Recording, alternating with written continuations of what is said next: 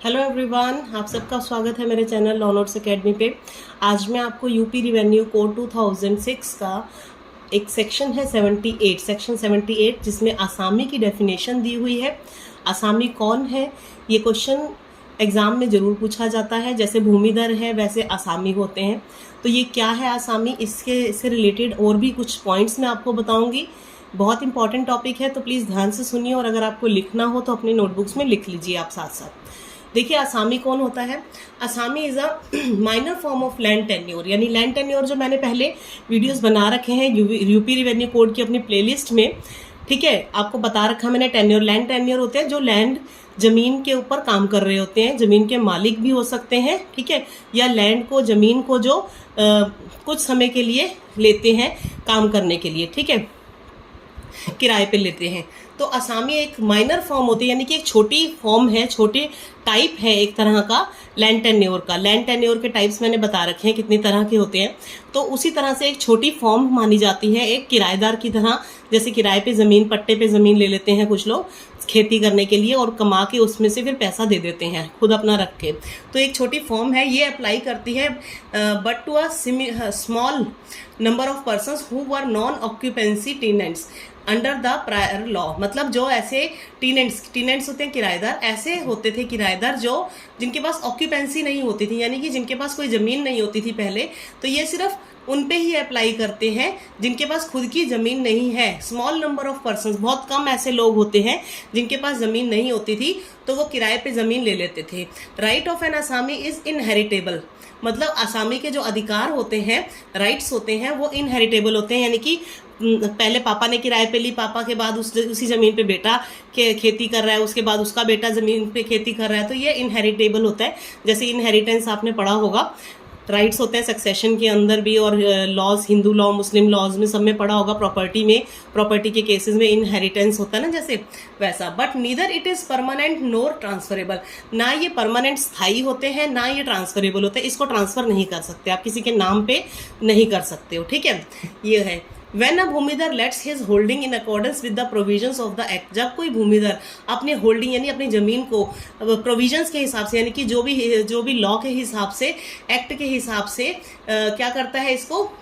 Let's मतलब किराए पे देता है। लेट आउट बोलते हैं ना, लेट्स हिज होल्डिंग, किराए पे देता है। तो the Lesi is called an असामी, जो लेता है किराए पे, लेसी बोलते हैं उसको असामी बोलते हैं, ठीक है। जो किराए पे ले लेता है जमीन को, उसको असामी बोलते हैं। His status is analog to that of sub tenant, और शिकमी काश्तकार भी बोलते हैं उसको। आगे आपको मैं दिखाती हूँ, एक सेकेंड। देखिए, जब इसमें बोला है कि इसका स्टेटस जो होता है ऐसा होता है कि उसको सब टीनेंट बोला जाता है, यानी कि किराएदार का किराएदार, और शिकमी, इसको शिकमी काश्तकार के नाम से भी जाना जाता है। There are certain lands enumerated under section 132, मतलब कुछ ऐसी लैंड ज़मीनें हैं जो सेक्शन 132 के अंदर बताई गई हैं, in which bhumidhari rights can not be given, जिसके अंदर भूमिदारी के जो अधिकार है वो किसी को दिए नहीं जाते हैं, ठीक है, भूमिदारी के अधिकारों को नहीं दिया जाता। ऐसी कुछ ज़मीनों के बारे में भी बताया है। If such land is allotted to a person by the land MC, ठीक है, मतलब अगर ऐसी कोई लैंड, अगर लैंड के एमसी के द्वारा या म्यूनिसिपल कॉरपोरेशन के द्वारा या अदर बॉडी, कोई और बॉडी जो है वो अगर इसको देती है, शैल बी एन असामी, तो वो असामी कहलाएगी। इसका मतलब है अगर ये इस तरह की लैंड अगर अलॉट कर दी जाती है ऐसे पर्सन को बाय लैंड एमसी, यानी कि म्यूनिसिपल कॉरपोरेशन या किसी और बॉडी के द्वारा, बॉडी मतलब कहीं और जो बॉडीज होती हैं गवर्नमेंट के द्वारा बनाई गई, ही शैल बी एन असामी, तो उसको असामी कहा जाता है। At the sweet will and mercy of the गांव सभा, यानी कि गांव की मर्जी से और खुशी से दी जाती है, और द लैंड होल्डर की मर्जी से दी जाती है अगर, तो वो उस इंसान को असामी बोला जाता है, ठीक है। तो इसमें आगे कहा है, he is not holding possession on behalf of गांव सभा, उसके पास जो जमीन का हक, पोजेशन, या उसके पास जो पोजेशन बोलते हैं कि उसके पास उसका अधिकार, या उसने अपने पास जो रखी है जमीन, वो गांव सभा के बिहाफ पे नहीं रखी, या लैंड होल्डर के उस पे नहीं रखी है बिहाफ पे, but he has a wastage of title to it and holders on its own behalf, and can set up his possession against the landholder till formality prescribed by law is undertaken. यानी कि इसमें कहा गया है कि जब ये ज़मीन दी जाती है किसी को, आसामी को, जब वो इस आसामी को ले लेता है तो उसका इसके अंदर कुछ राइट होता है, अपने बिहाफ पे ले लेता है, और जब तक इसके अंदर कोई फॉर्मेलिटी पूरी नहीं की जाती, जो फॉर्मेलिटीज़ लिखी गई हैं इसके अंदर लॉ के अंदर, वो सारी पूरी कर लेता है जब land holder, and he is evicted by the process of law. और खाली भी लॉ के हिसाब से ही करवाई जाती है, मतलब उसको प्रॉपर्टी या कोई ज़मीन जो है उसका पोजेशन जो उसको दी गई है काम करने के लिए, ठीक है, वो लैंड होल्डर उसकी गांव के बिहाफ पे, लैंड होल्डर पे के बिहाफ पे नहीं लेता, वो खुद लेता है पोजेशन उसका, ठीक है, लैंड होल्डर, जब तक कि उसकी फॉर्मेलिटी पूरी नहीं कर देता लॉ के हिसाब से जो है, और खाली भी नहीं, लॉ के हिसाब से ही करवाएगा। If he is at the sweet mercy of the land holder, अगर वो उसको लैंड होल्डर यानी कि जमींदार जो है जिसकी जमीन है वो अपनी मर्जी से खुशी से देता है, he can be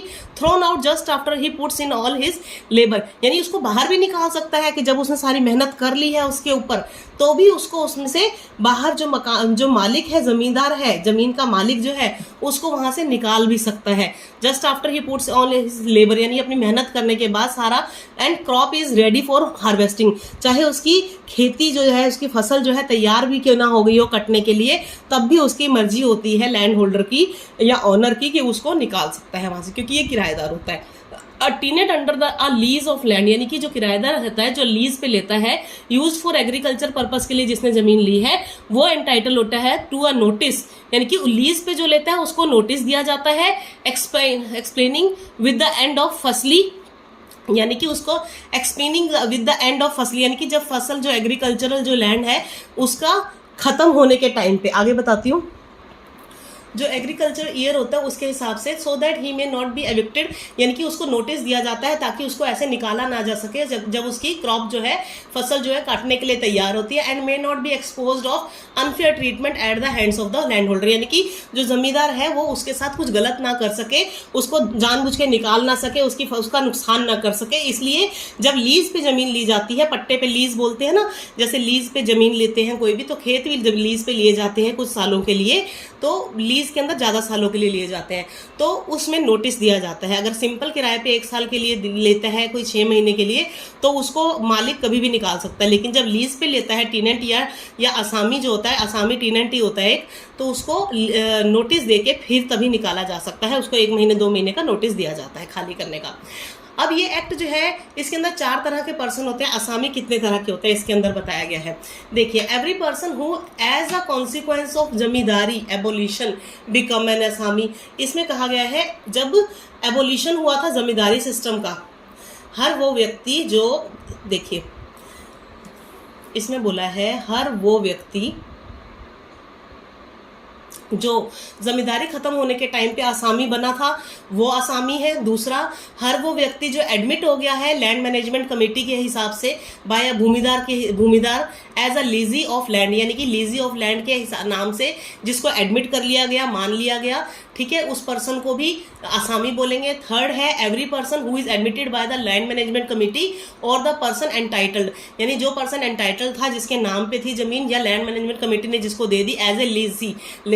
लीसी of land described in section 132 में जैसे डिस्क्राइब किया गया है। लीसी कौन होता है, अगर उसको एडमिट कर लिया गया लैंड मैनेजमेंट कमेटी के द्वारा कि भी इसकी ये जमीन है, तो वो आसामी माना जाएगा। और फोर्थ है point, every person who in any other manner, जिसको किसी और हिसाब से भी अगर दे दी गई थी, एक्वायर कर लेता है राइट्स ऑफ एन आसामी, यानी कि आसामी के अधिकार उसको मिल जाते हैं अंडर दिस एक्ट और एनी अदर लॉ, या फिर किसी और लॉ के हिसाब से अगर किसी को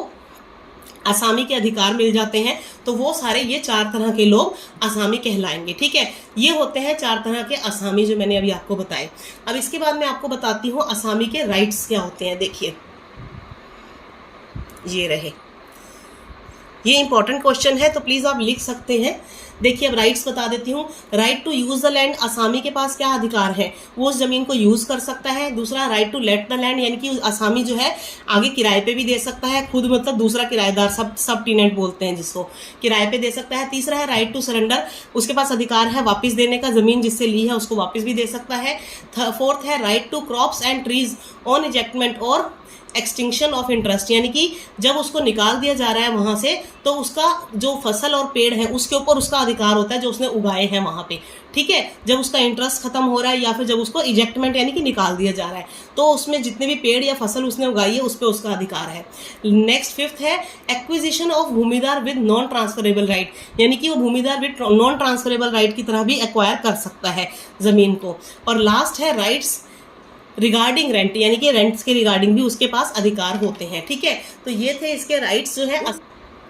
तो ये था आज का टॉपिक सेक्शन 78 आसामी यूपी रिवेन्यू कोड 2006 का मैंने आपको बताया। आसामी के बारे में मैंने बताया, आसामी के आपको टाइप्स बता दिए, 4 तरह के टाइप्स होते हैं आसामी के, इसका मीनिंग अच्छे से मैंने एक्सप्लेन कर दिया और आपको आसामी के अधिकार यानी राइट्स भी बता दिए। अगर आपको वीडियो पसंद आया तो प्लीज़ लाइक शेयर और कमेंट जरूर कीजिएगा। मेरे चैनल पर नए हैं तो सब्सक्राइब कर दीजिए, और आपको कुछ वीडियो चाहिए हो तो प्लीज़ मुझे बताइएगा। प्लेलिस्ट हर टॉपिक पे रेडी है मेरे चैनल पे, आप चेक कर सकते हैं, आपको किसी टॉपिक पे चाहिए हो तो मिल जाएंगे। Thank you so much, have a nice day, take care, bye bye.